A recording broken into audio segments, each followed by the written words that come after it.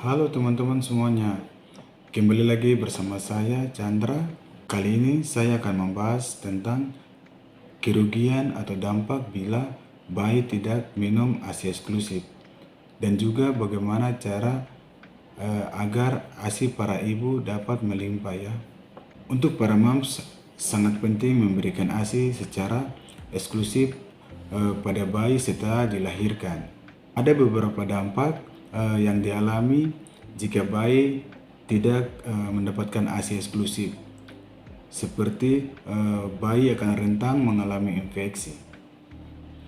Nah, untuk lebih jelasnya, teman-teman nonton video ini sampai selesai ya.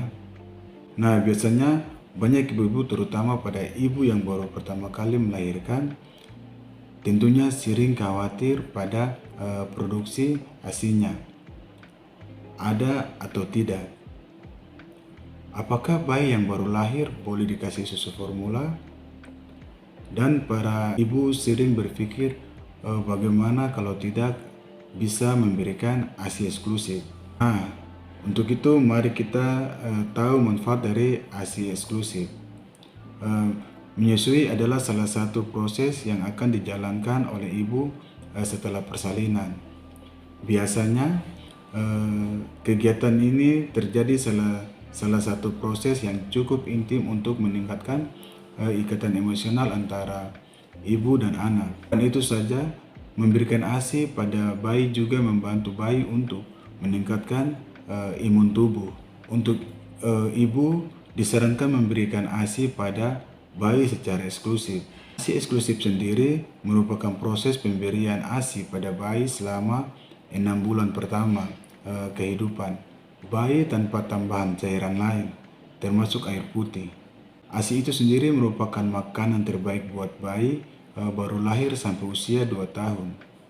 Karena kandungan yang terdapat dalam ASI sudah mencakup semua kebutuhan nutrisi bayi, mulai dari air, protein, lemak baik, dan antibiotik untuk meningkatkan imunitas dan mengoptimalkan perkembangan organ daripada bayi. Kemudian, apakah ada dampak pada kesehatan bayi ketika tidak dapatkan ASI secara eksklusif? Nah, para moms, simak ulasan berikut ini ya. ASI memiliki beragam kandungan nutrisi dan vitamin yang dibutuhkan oleh bayi untuk tumbuh kembang setelah dilahirkan. Biasanya ASI diberikan secara eksklusif selama 6 bulan pertama, mulai kelahiran bayi. Pemberian ASI memberikan banyak manfaat bagi ibu dan juga bayi. Manfaat yang pertama, meningkatkan kualitas hubungan emosional. Yang kedua, tentunya membantu sistem otak dan juga sistem saraf.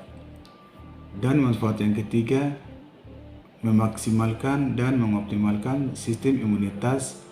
Yang keempat, ini manfaat untuk ibu, yaitu dapat membantu mengurangi stres serta depresi pasca lahiran, dan juga membantu menurunkan berat badan lahir. Kemudian, adakah dampak pada bayi jika tidak mendapatkan ASI eksklusif setelah dilahirkan? Berikut ini penjelasannya ya para moms. Yang pertama, bayi akan rentan mengalami infeksi. Bayi yang tidak mendapatkan ASI eksklusif nyatanya memiliki daya tahan tubuh yang lebih rendah dibandingkan bayi yang mendapatkan ASI eksklusif. Hal ini membuat bayi lebih rentan mengalami berbagai penyakit yang disebabkan oleh infeksi di dalam tubuh.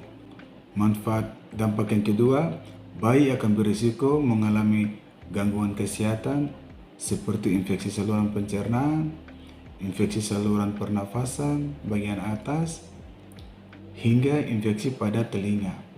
Kemudian yang ketiga, berisiko tinggi mengalami penyakit non-infeksi selain gangguan kesehatan yang disebabkan oleh infeksi. Bayi juga akan rentan mengalami penyakit non-infeksius saat pertumbuhan usianya, seperti misalnya obesitas, alergi, kekurangan gizi, bahkan asma. Yang keempat, tumbuh kembang otak kurang optimal. ASI memiliki kandungan asam lemak tak jenuh. Terpenuhinya kebutuhan ini membuat perkembangan otak bayi menjadi lebih optimal. Nah, para mams, itulah beberapa dampak yang bisa dialami bayi ketika tidak mendapatkan ASI eksklusif.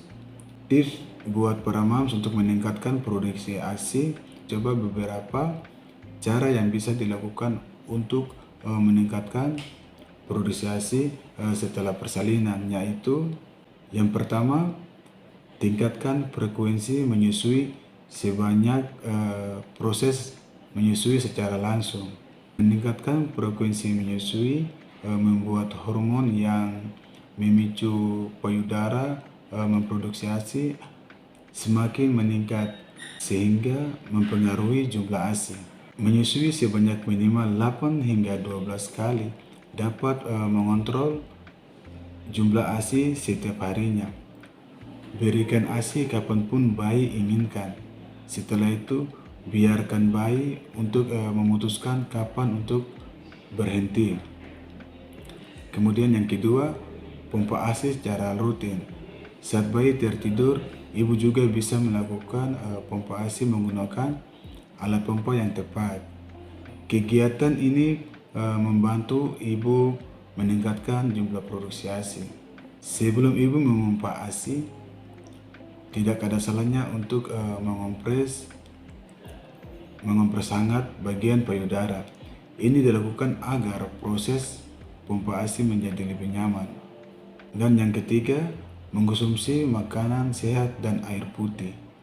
Jangan lupa memenuhi kebutuhan nutrisi dan vitamin yang bisa mempengaruhi produksi ASI.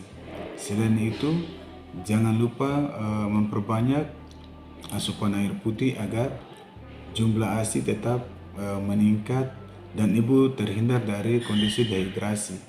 Itulah hal yang ibu bisa lakukan untuk meningkatkan produksi ASI setelah persalinan. Memberikan ASI secara eksklusif nyatanya mampu membantu pertumbuhan dan kecerdasan anak menjadi lebih baik, optimal. Jadi pastikan ibu tidak melewatkannya ya. Oke, sampai di sini dulu videonya. Semoga video ini bermanfaat. Jangan lupa dukung channel ini dengan cara memberikan subscribe dan like, serta bunyikan loncengnya agar teman-teman mendapatkan updatean video terbaru. Salam sehat, terima kasih, bye-bye.